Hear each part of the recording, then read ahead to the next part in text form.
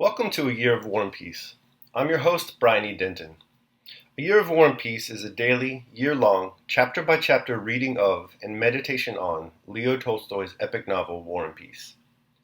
In these videos and podcasts, you'll be treated to a free reading of one chapter per day of the novel, plus a reflective essay I've written individually tailored to that day's chapter. These readings are offered for free, though if you'd like to support me, you can do so in one of three ways. First, you could purchase my ebook, A Year of War and Peace.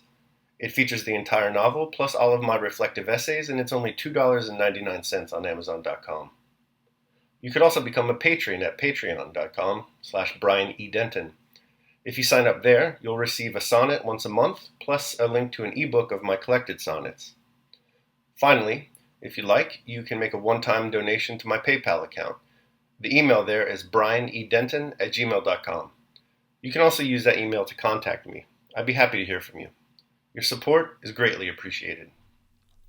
Today's reading and reflection is on Chapter 111. Chapter 111. At that time, as always happens, the highest society that met at court and at the grand balls was divided into several circles, each with its own particular tone. The largest of these was the French circle of the Napoleonic alliance, the circle of Count Rumiantsev, and of Caulaincourt. In this group, Helene, as soon as she had settled in Petersburg with her husband, took a very prominent place. She was visited by the members of the French embassy, and by many belonging to that circle, and noted for their intellect and polished manners. Helene had been at Erfurt during the famous meeting of the emperors, and had brought from there these connections with the Napoleonic nobilities. At Erfurt, her success had been brilliant. Napoleon himself had noted her in the theater and said of her, "C'est une superbe animal." Her success as a beautiful and elegant woman did not surprise Pierre, for she had become even handsomer than before.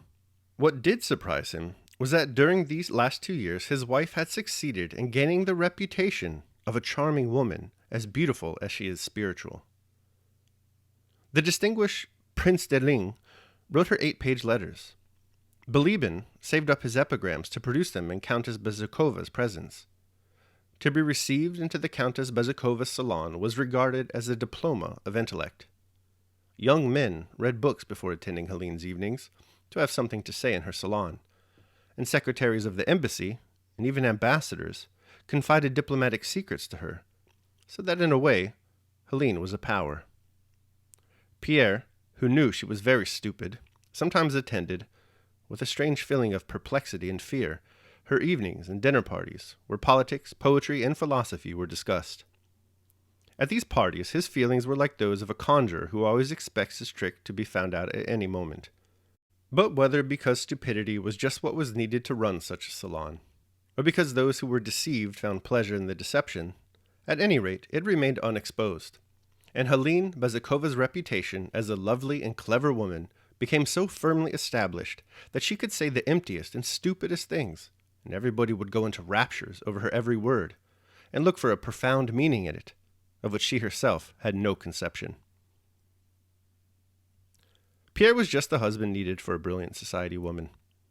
He was that absent-minded crank, a grand husband, who was in no one's way, and far from spoiling the high tone and general impression of the drawing-room, he served, by the contrast he presented to her, as an advantageous background to this elegant and tactful wife.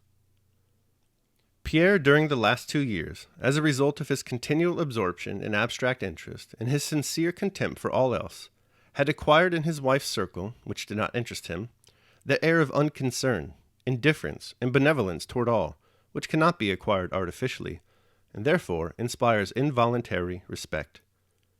He entered his wife's drawing-room as one enters a theater, was acquainted with everybody, equally pleased to see everyone, and equally indifferent to them all.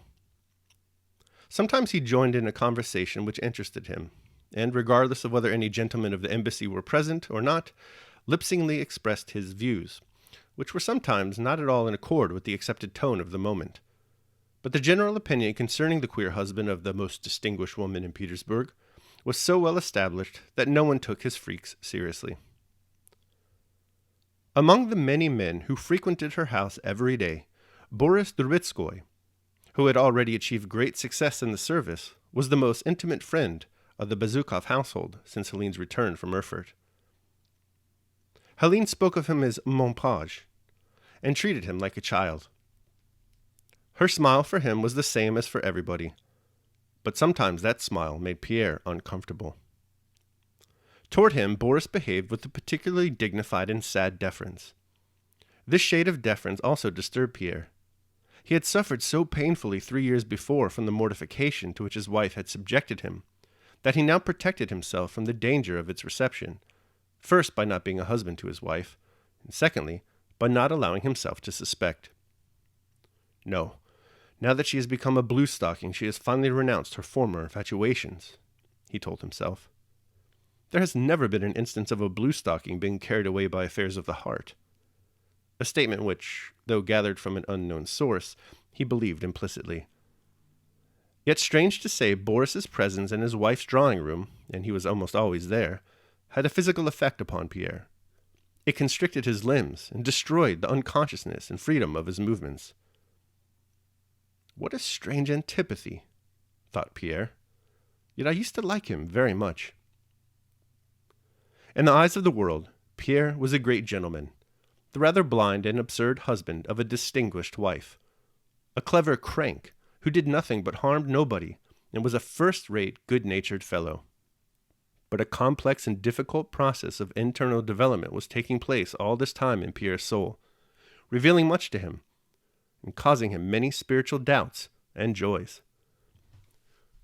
All right, so that concludes my reading of chapter 111. I will now read my reflection on the same. A Year of War and Peace, Day 111. Thinking makes it so. Cognition, just ask the thoughtful and melancholic young Prince of Denmark, is more a curse to be contained than a delight to be indulged. Sure, thought has produced Euclid's Elements, Cervantes' Don Quixote, Faraday's experimental researches in electricity, or really any number of other great works an insecure young writer would use as examples to advertise his intelligence. On the other hand, contemplation delivers all the emotional wreckage of depression, sadness, and Alex Jones soliloquies. Moreover, often the very same stimuli yield wildly different understandings between people, for, as the good Prince Hamlet himself says, there is nothing either good or bad, but thinking makes it so. Take the Bezukovs in today's chapter, for example. We know that Pierre has decided to take Helene back and that he's on a spiritual journey of self-improvement. Part of that process is Pierre allowing his wife the space and time to engage socially with the Petersburg court. And socially engage, Helene does. We're told that Petersburg society has divided into distinct circles. The largest is the so-called French Circle. The French Circle is part of the Napoleonic Alliance and counts many French and French-sympathetic people among its party. Helene quickly becomes the toast of this group. She hosts a regular salon at the Bezukov estate, where all the latest in politics, poetry, and philosophy are discussed. She loves it, and it loves her. Pierre, on the other hand, is not so happy. During these parties, he is possessed by a strange feeling of perplexity and fear.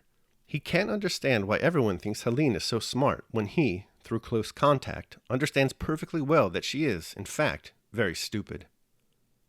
He's afraid she'll be found out and the Bezukov name will be soiled. Further, Pierre distrusts Boris Dorotskoy, who proves to be a close companion of Helene at these parties. Pierre just can't shake the memory of how Helene betrayed him earlier in their novel with Dolokhov. He suffers again just thinking about what she could be up to with Boris. Thought alone, we see, is capable of provoking strong emotions. Here Helene and Pierre are witness to the very same events. Helene thinks they are wonderful, intellectual, and engaging affairs. Pierre's understanding of them, however, makes him so uncomfortable that by the chapter's end, he can barely move. Daily Meditation. If thou art pained by any external thing, it is not this thing that disturbs thee, but thy own judgment about it. Marcus Aurelius, Meditations. All right, that concludes my reading of chapter 111. I hope you liked it. Thanks so much for joining me. Remember that if you'd like to support me, you can do so either by purchasing the ebook, A Year of War and Peace, becoming a patron at patreon.com, or making a one-time donation at PayPal. The links to all that are below. Your support is greatly appreciated. Tomorrow we will be reading and reflecting on chapter 112. I hope you'll join me. Until then, take care of yourselves and others.